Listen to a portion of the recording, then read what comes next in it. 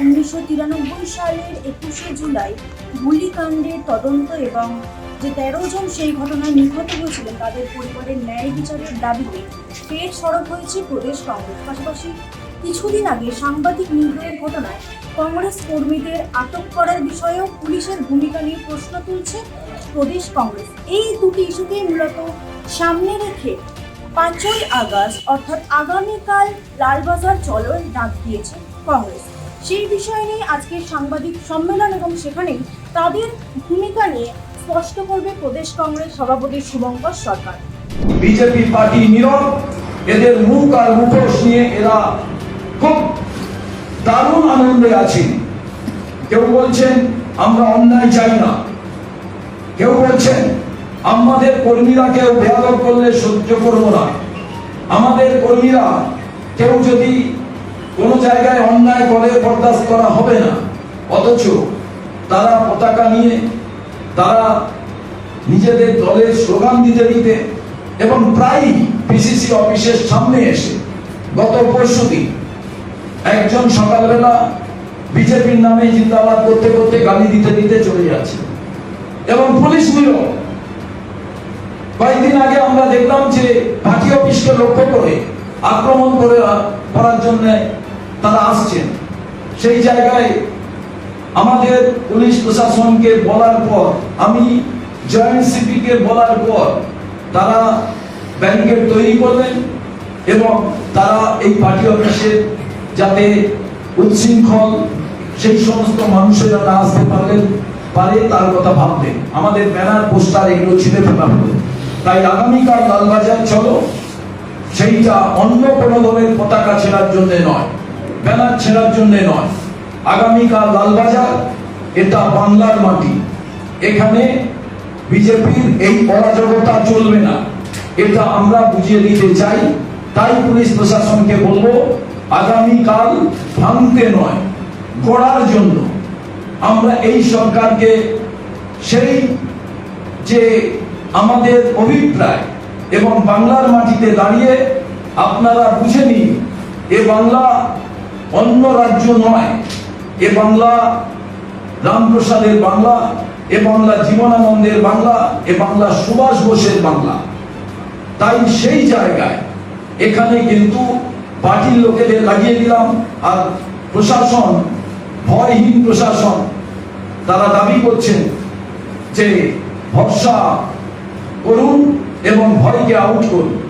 এই যে তাদের স্লোগান, সেটা কিন্তু বাস্তবে দেখা যাচ্ছে না। তার বিরুদ্ধেই আজকের এই আমাদের প্রেস কনফারেন্স। আগামীকাল আমরা 1টার মধ্যে, আমাদের 12টার মধ্যে আমরা জমায়েত হয়ে যাব এবং 1টার সময় কলকাতা বিশ্ববিদ্যালয়ের সামনে থেকে পুলিশ প্রশাসন চেষ্টা করছেন এই মিছিল যাতে না করা যায়। আমি আপনাদের এই প্রেস বার্তার মধ্যে দিয়ে আমি পুলিশ প্রশাসনের কাছে আবেদন করব, আপনারা কালকে এই রাস্তাটা বন্ধ রাখবেন। আমরা গিয়ে এতটুকু কোথাও কোনো রকম সমস্যা যাতে তৈরি না হয় তার মধ্যে দিয়ে আমরা দেখাতে চাই। আর যদি মনে করেন যে আমাদের লাঠি পেটা করবেন, তারপরেও কিন্তু আমরা দাঁড়িয়ে থাকবো। আমরা প্রয়োজনে লালবাজারের দিকে এগিয়ে যাব, কিন্তু আপনারা যদি আইন শৃঙ্খলা অবনতির কথা নিজেরা তৈরি করেন তাহলে কিন্তু দায়ী তার জন্য আপনারা থাকবেন। কারণ আমাদের কর্মীরা কালকে একথাই বোঝাতে চেয়েছে যে 21 তারিখে যেভাবে আমরা মার খেলাম, বিজেপির লোকেরা মানল, তারপরেও পুলিশ প্রশাসনকে বলে কোনো কাজ হলো না, কেউ কোনো গুরুত্ব দিতেই চাইছে না। ঠিক একইভাবে আমাদের কর্মীরা যখন অ্যারেস্ট হলেন, একই ঘটনা আমরা দেখলাম, বুককে পিনে খালি পায়ে হাঁটাচ্ছে। ঠিক একইভাবে দেখলাম পার্টি অফিস আক্রমণ করতে আসছে, সেখানেও কোনো ভূক্ষেপ নেই। আমরা তাই আপনাদের কাছে এইটুকু আবেদন করতে চাই, আপনারা আগামীকাল প্রত্যেকে আসুন, এক ঐতিহাসিক প্রতিবাদ দেখুন যে পুলিশের বিরুদ্ধে কংগ্রেসের যে প্রতিবাদ, সেই প্রতিবাদ আলাদা মাত্রায় আমরা বাংলার মানুষকে দেখাতে চাই যে আইনের শাসন রক্ষা কিভাবে করতে হয়। নমস্কার। এখনই লালবাজার আমাদের ডেকে পাঠিয়েছে, আমরা জানি না তারা কি নির্দেশ দিতে চান, কি আলোচনা করতে চান। আমাদের প্রতিনিধি দলেরা যাবেন সেখানে। তারা আইনের শাসন আমরা মানতে চাই, ল্যান্ড অফ দ্য ল আমরা সব সময় মানতে চাই, কিন্তু গণতান্ত্রিক ব্যবস্থায় প্রতিবাদ করবেন না। যারা আজকে সিংহাসনে বসেছে, গদিতে এসছেন, তারা তো রাস্তার উপরে নিচে গিয়ে প্রতিবাদ করেই তো ক্ষমতায় এসছেন। অন্য লোককে প্রতিবাদ করতে দেবেন না।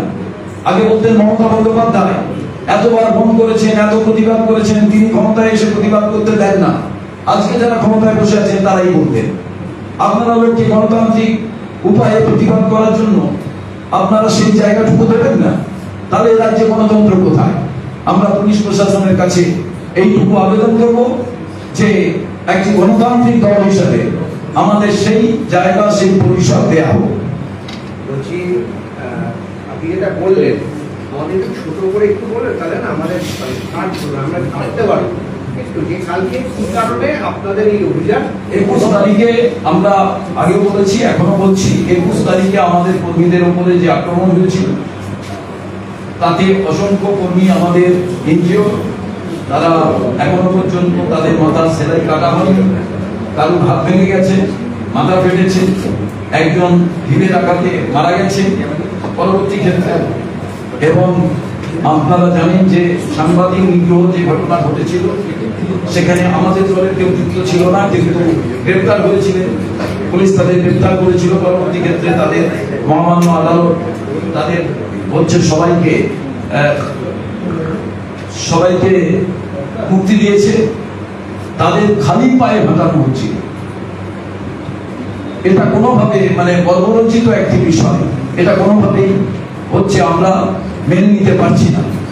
এর বাদে কংগ্রেসের পার্টি অফিসের দিকে প্রত্যেক সময় বিজেপি দল এসে আক্রমণ করছে, এবার পুলিশ তাদের ঢুকছে। এটা কেন হবে? পুলিশ অগ্রিম কেন এই সতর্কতা দূর থেকে তারা গ্রহণ করবে না? আমরা তো তাহলে পার্টি অফিসে যেতে পারি, এটা তো কাম্য নয়। এই সমস্ত বিষয়গুলো নিয়ে আমরা লালবাজার চলো ডাক দিয়েছি আগামীকাল। আমরা সেই কারণেই আগামীকাল আমাদের সত্যাগ্রহ লালবাজার অভিযান, আমরা সেই কর্মসূচিটি পালন করব। মানে হাতে খোলা পকেটে লজেন্স নিয়ে কালকে লালবাজারের উদ্দেশ্যে কংগ্রেস কর্মীরা যাবে, তাই যাবে। তার কারণ আমাদের কর্মীরা আসছিলেন শহীদ দর্পণে, তাদের লাঠি পেটা, তাদের ইটের গায়ে আহত, এমনকি খাবার নিয়ে তারা আসছিলেন। যখন বাঁকুড়া, পুরুলিয়া, নদিয়া থেকে আমি এক জায়গায় শুনলাম বিরিয়ানি হাঁড়ি নিয়ে তারা গাড়ির ভেতরে আসছিলেন, যে ওটা রাত থেকে আসছি খাও, তাদের সেই হাঁড়িও নিয়ে চলে গেছে। তো এই হচ্ছে বাংলা বিজেপির কর্মীরা। পুলিশ লাঠিচার্জ করতে আসলে কি করবে? গোলাপ ফুল দেবে, লজেন্স দেবে। আরেকটা সেটা হচ্ছে যে আজকে দিল্লিতে একটি গুরুত্বপূর্ণ বৈঠক চলছে।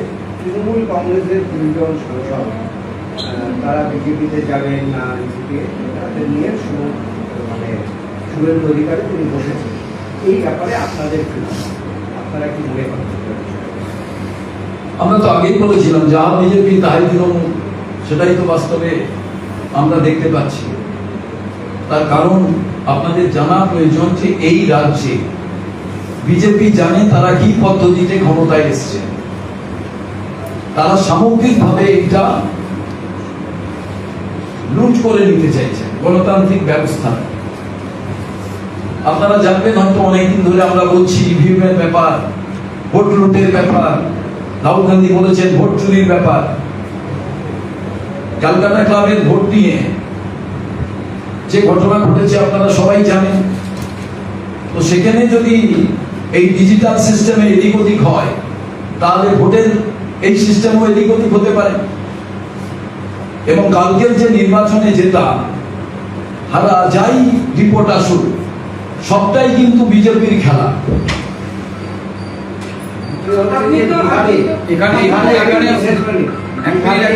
কালকে জয় বিজেপি হারল এবং বলা হচ্ছে যে বহু বছর এই সিটে কখনো বিজেপি হারেনি। তো এইটাকে আপনারা কিভাবে দেখছেন? এখনই উচিত দেশের মানুষের রায় নেওয়া। তবে কোনোভাবেই আমি এই নির্বাচন কমিশনকে রেখে নিরপেক্ষ ভোট কোনো সময় হবে কোনো সময় হবে না বলা খুব ডিফিকাল্ট। আমার ব্যক্তিগত মত, নিশ্চিতভাবে মধ্যপ্রদেশে জিতেছে, বিহারে জিতেছে, কিন্তু তা বাদে আপনি দেখবেন আমরা বরাবর যে কথাটা বলি, নির্বাচন কমিশন তারা হচ্ছে নিরপেক্ষ ভূমিকা পালন করছে না। এই নির্বাচন কমিশন যে নিরপেক্ষ ভূমিকা পালন করছে না, এবার বিজেপি লুট করতে চাইলে সবসময় পুরোটাই লুট করে নিতে পারে। এমনও হতে পারে কালকে বিজেপি এই কথা বলবে যে দেখো ওখানে তো জিতলে, এরপরে সবগুলোতেই তারা লুট করে নিবে, বলবে তখন তো তোমরা বলোনি যে এই জিতটা মানুষের জিত নয়। অতএব আমি এটা মনে করি বিজেপি সুকৌশলে তার সমস্ত এজেন্সিকে কাজে লাগিয়ে তারা তাদের মতো নির্বাচন করে। এক কথায় তাদের এই বিষয়টাকে কোনোভাবেই মন্তব্য করা ঠিক নয়। আর সার্বিকভাবে আমার মনে হয় সারা দেশের মানুষ এখন বিজেপি বিরোধী হয়ে গেছে। রাহুল গান্ধী ভোট চুরির কথা বলেছেন, আপনিও ভোট চুরির কথা বলছেন, কিন্তু মধ্যপ্রদেশ এবং বিহারের গতকালের ফলাফল সেটা কিভাবে হলো সেটা আমি আপনাকে বলতে চান।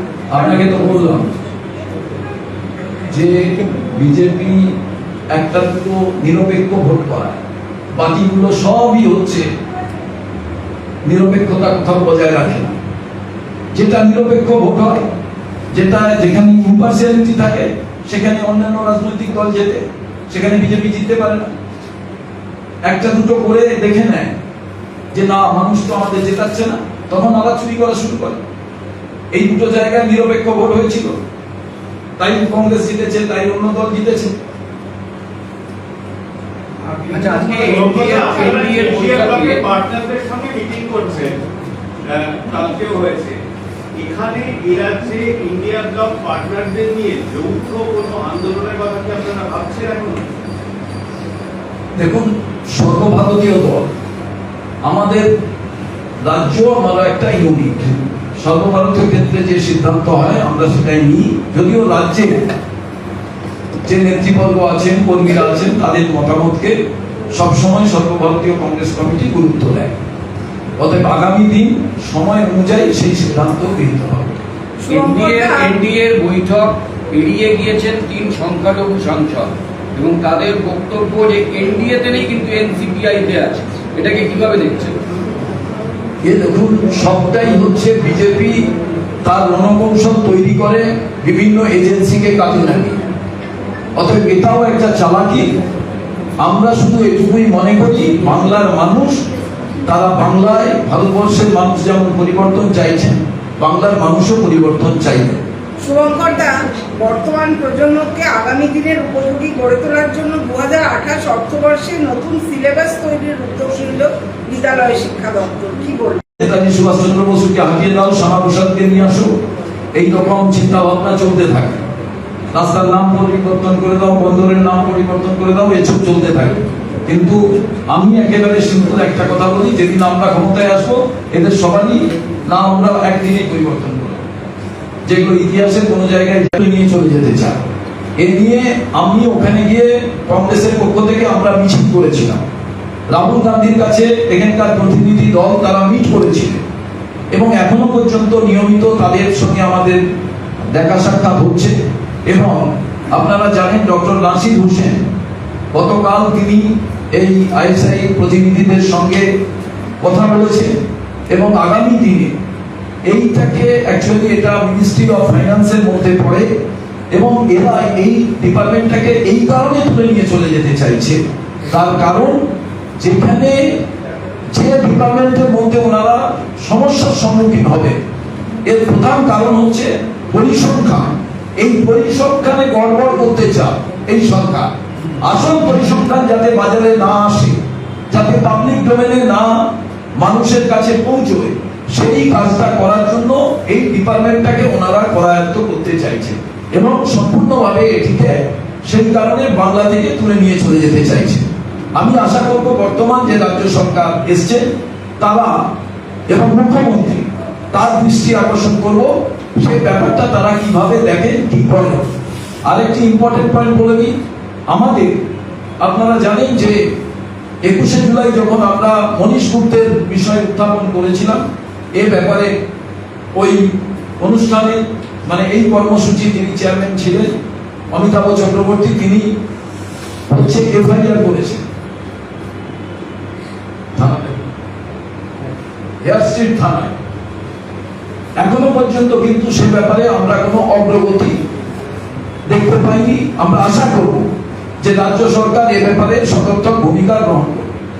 আপনি জেনজিদের কথা বলছিলেন, সেখানে জেনজি তরুণী বিশেষত ছাত্রীদের সামিল করে তাদের মডিউলে সামিল করার ছক ছিল হচ্ছে হামিমদের, এবং সাহায্য করতে একজন কলেজ ছাত্র আদিত্য সিং, তাকে গ্রেপ্তার করেছে পুলিশ। এই বিষয়ে আপনার প্রতিক্রিয়া জানতে চাই। দেখুন, এখন অনেক পর সাজানো হবে, কারণ প্রধানমন্ত্রীর বক্তব্য ছিল, যে বক্তব্য প্রত্যেকদিন সন্ধ্যাবেলা তিনি যে বক্তব্য কয়েকদিন ধরে রাখছিলেন, তাতে তিনি বা সরকার, কেন্দ্রীয় সরকার পর সাজাবার চেষ্টা করছে যে আমাদের যারা ছাত্রছাত্রী তারা খুব বাজে কথা বলে, তারা বিপদগামী হচ্ছে, তারা তাদের পিরিয়ড যাতে না হয়ে তারা যাতে সত্যিকারের একটি আদর্শগত পথে আসে।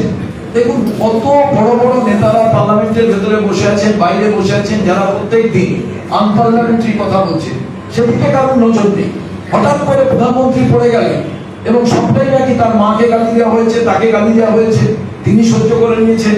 কিন্তু দেশবাসী, ইয়াং জেনারেশন, আমি মনে করি ইয়াং জেনারেশনকে যেভাবে টার্গেট করা হচ্ছে, এর তীব্র কংগ্রেস বিরোধিতা করে, আমি বিরোধিতা করি পার্সোনালি। এবং আমরা মনে করি এই যে আজকের এই জেনজি কিংবা তার পরের জেনারেশন, এরা সবাই কিন্তু আগামী দিনে নতুন ভোটার হতে যাচ্ছে, এবং সেই কারণে সরকার ভয় পাচ্ছে বলে আজকে বিভিন্ন এজেন্সির মাধ্যমে এদের ভয় পাইয়ে দিতে যাচ্ছে। তো বাবা মা স্বাভাবিকভাবে একটু ভীত সন্ত্রস্ত হয়ে যাবে আগামী দিনে। সেই ক্ষেত্রে যাতে আর আন্দোলনের অভিমুখকে ঘুরিয়ে দেওয়া কিংবা আন্দোলন করতে মানুষ যাতে ভয় পায়, সেই চেষ্টাই করা হচ্ছে। শুভঙ্কর দা, টুলু মণ্ডলের অগাধ সম্পত্তি আর জাইজ জঙ্গি ধরা পড়া, এই দুটো বিষয় নিয়ে একটু বলবেন। এজেন্সিগুলো কি করছিল? একদিনে তো কেউ এত সম্পত্তি করেনি। সিবিআই ঘুমোচ্ছিল, ইডি ঘুমোচ্ছিল, ইন্টেলিজেন্স ব্রাঞ্চ কি করছিল, গোয়েন্দা বিভাগ কি করছিল? হয়ে গেল তো নতুন সরকার, কিন্তু কেন্দ্রীয় সরকার তো বহুদিনে, তাদের হাতে তো অল এজেন্সি ছিল। আর জাইসে মোহাম্মদ জঙ্গি ধরা পড়া, তো অনেক জঙ্গি ধরা পড়বে। তার কারণ এখন সামনে দুম করে কোনো ভোট নেই। ভোট আসলে দেখবেন সেনা মারা যাবে, আরো বেশি জঙ্গি ধরা পড়বে, অনেক কিছু করবে। বর্ডারটা কার? সীমান্ত কার? হোম ডিপার্টমেন্ট কার? ডিফেন্স কার? এর প্রশ্ন করা যাবে না। ওই রাহুল গান্ধীকে প্রশ্ন করো, বিরোধী দলনেতা রাহুল গান্ধীকে প্রশ্ন করো। আজকে তসলিমা নাসরিন এই মুহূর্তে কলকাতায় রয়েছেন। তিনি বলেছেন যে ভারত, বাংলাদেশ, পাকিস্তান সব জায়গাতেই ইউসিসি চালু হওয়া উচিত। দেশে তো ফিরতে চাই, কিন্তু সে ফিরতে দেওয়া হচ্ছে না, এবং শেখ হাসিনার উপর থেকে ব্যান তুলে নেওয়া উচিত। দেখুন, তসলিমা নাসরিন, আমি সমস্ত বই পড়েছি, তা দুটো জিনিস আমি বলি। শিল্পীর স্বাধীনতা থাকা উচিত, লেখক যারা গায়ক সবার স্বাধীনতা থাকা উচিত। তসলিমা নাসরিন তার স্বাধীনতা থাকবে। আমি মনে করি যে তার হাতের লেখনী কেউ যাতে স্তব্ধ করে না দিতে পারে, কিন্তু প্রত্যেকটা জিনিসের পেছনে ইম্পার্সিয়ালিটির যে বিষয়টা ভাবা খুব প্রয়োজন। আজকে ভাবতে হবে বিজেপি ওনাকে এমনি এমনি সাদরে এখানে ডেকেছেন তা নয়। বিজেপি দেখাতে চাইছে, বিজেপি এদের থেকে ভোটের ফায়দা নিতে চাইছে, সেটা তসলিমাজি বোঝা উচিত।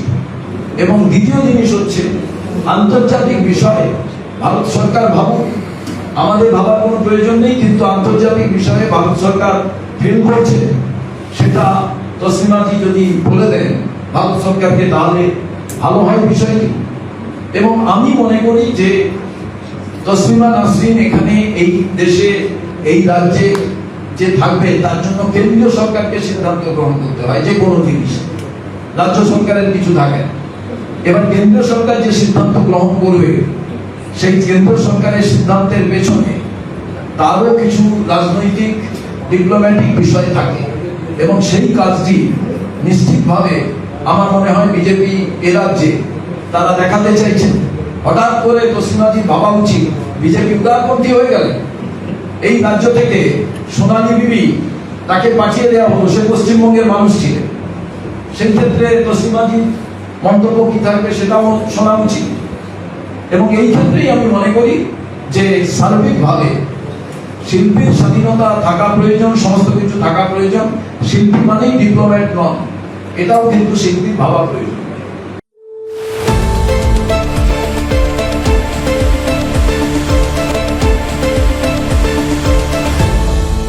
আপনারা দেখছেন এই বেলা বাংলা, শিরোনামে সবার আগে।